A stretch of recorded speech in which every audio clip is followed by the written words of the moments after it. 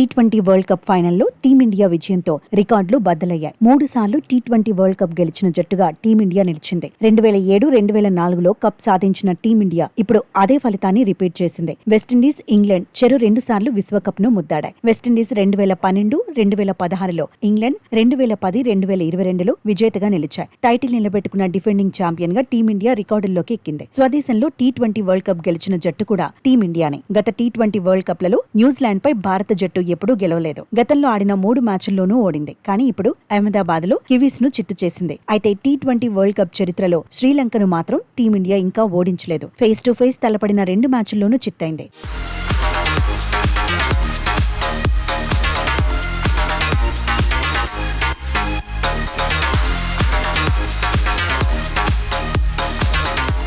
World cup ఫైనల్లో team India ఏకంగా 255 పరుగులు చేసింది. నాకౌట్ దశలో ఇదే అత్యధిక స్కోర్. సెమీస్ లో ఇంగ్లాండ్ పై సాధించిన 253 పరుగుల రికార్డును ఫైనల్లో భారత్ అధిగమించింది. ఓవరాల్ గా వరల్డ్ కప్ చరిత్రలో టీమిండియా 3వ అత్యధిక స్కోర్ ను నమోదు చేసింది. టీ20 వరల్డ్ కప్ లో 96 పరుగుల తేడాతో టీమిండియా బిగ్గెస్ట్ విక్టరీని అందుకుంది. అంతర్జాతీయ టీ20లో బూమ్రా తొలిసారి 4 వికెట్లు సాధించాడు. న్యూజిలాండ్ కు జస్ప్రీత్ 15 పరుగులు మాత్రమే ఇచ్చాడు. ఫైనల్లో 4 వికెట్లు తీసిన రెండో బౌలర్ గా బూమ్రా రికార్డులోకి ఎక్కాడు. టీ20లో వరుసగా 2 మ్యాచ్ల్లో 250కి పైగా పరుగులు సాధించిన జట్టుగా భారత్ నిలిచింది. వరల్డ్ కప్ లో భారత్ 3వ సారి 250కి పైగా స్కోర్ చేసింది. ఈ ఏడాది మొత్తంగా 4 సార్లు ఈ ఘనతను అందుకుంది. ఇది కూడా రికార్డే.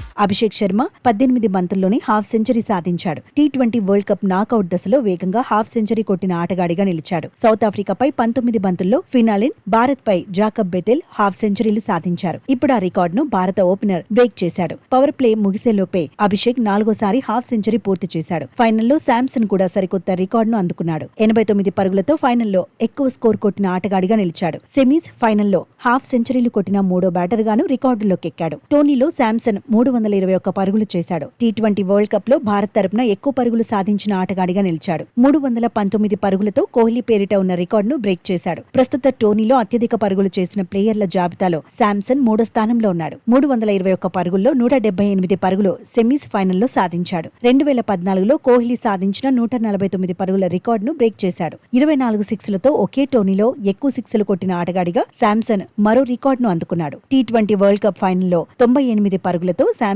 అభిషేక్ అత్యధిక పార్ట్నర్షిప్ ను నమోదు చేశారు. గతంలో ఉన్న 48 పరుగుల రికార్డును బ్రేక్ చేశారు. ఓపెనింగ్ జోడీగా తొలిసారి పవర్ ప్లే మొత్తం ఆడారు. పవర్ ప్లేలో భారత్ ఒక్క వికెట్ కూడా కోల్పోకుండా 92 పరుగులు చేసింది. గత వరల్డ్ కప్ లో ఆఫ్ఘాన్ పై వెస్టిండీస్ కూడా ఇంతే స్కోర్ సాధించింది. మొత్తంగా టీ20 వరల్డ్ కప్ లో ఈసారి రికార్డుల మోత మోగింది.